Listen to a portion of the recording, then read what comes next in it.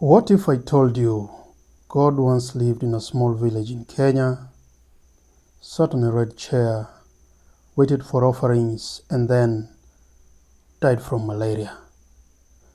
Today we open a jar filled with belief, power, illusion, and a mystery that refuses to die.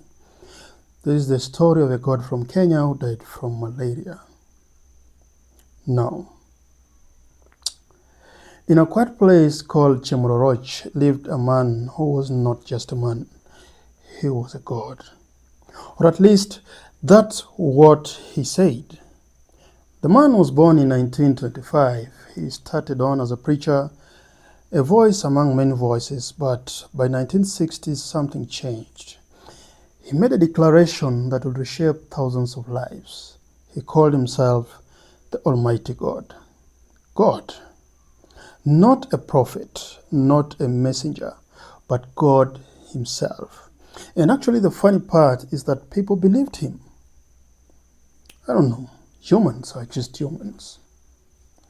They gave him everything. They gave him land, they gave him livestock, they gave him money. And actually they also gave him their daughters, whom among them 25 became his wives, and they gave him 100 children.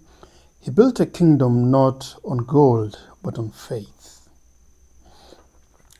Every morning, exactly 6 a.m., God would wake up, wash his face, drink tea, sometimes eat bread like human if there was any, but not even a single prayer. Because actually, who does God pray to? Yeah, have you ever asked yourself that? Then he would dress in red robes because he said red was the color of God. And then he would sit on his throne on a red chair carved with one word, Jehovah. Human, of course, but I couldn't believe it. People actually came to him. They came to him with sickness, they came to him with problems, and some came to him with hope. And he, as God, he will decide their fate. He claimed he could heal anything. Anything, starting from malaria, HIV/AIDS, cholera, and eventually death itself. But something strange began to happen. His followers kept dying. From children, mothers, families collapsed and died, but still other people believed him because doubt was actually forbidden.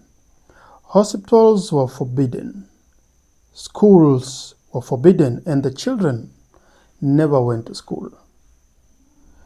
Coming back to reality was optional because it will depend on how you perceived him, either as God or as a human. Jehovah Wanyonyi predicted the end of the world in the year 1995 and nothing happened.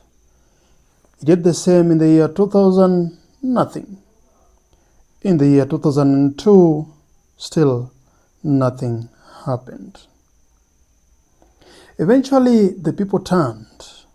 Faith was replaced by anger. His home was burned.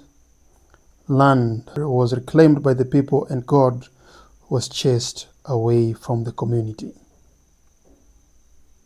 Now, God actually fled from Bungoma to Mount Elgon, and then finally to Chemororoch, each place having the same cycling story: belief, then doubt, and finally rejection. Funny, right? Yeah. But even in exile, God remained to some God. They still bowed to him, they sang songs of praise to him, and they still called him the Creator. Then came the year 2015, the year that God actually got sick. He did not get sick by being hit by lightning or by a divine war with Satan, but by something painfully humane, a mosquito bite. God was sick as a result of malaria.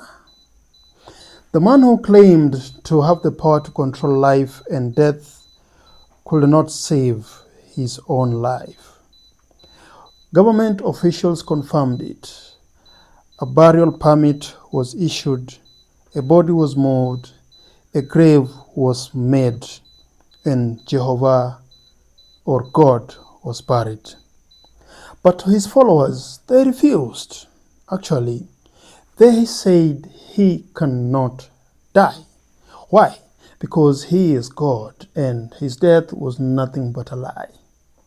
One of his closest followers actually said, "How can the giver of life die? Really, how can he die?" And that's where the mystery begins. Because to this day, some believe that Jehovah Wanyonyi never died. See that? They say that he just disappeared and he was testing their faith so that when he comes back, he could take them with him to heaven. Others claim his body was never truly seen and that there was no evidence of his death. And a few people still search for God until today, looking within county to county, searching for God. So, here is the question. Was Jehovah Wanyonyi a fraud? Was he a prophet? Or was he a victim of belief? Or was there something more dangerous and attached to it? And just like Camera, this is a reflection of how far people can go when they are looking for something desperately to believe in. Because the truth is that God didn't just die from malaria, but faith also died with him to some. Or maybe it didn't because some still believe he's there. Now, as I conclude, I believe that there is somewhere in a quiet village where there may still be a red chair waiting for the return of God, waiting for his return for his second glory. You've been listening to the Jar podcast, where we open stories others are afraid to touch nor share with you. If the story made you question reality, then we've done our job. Subscribe, and until then, I'm out.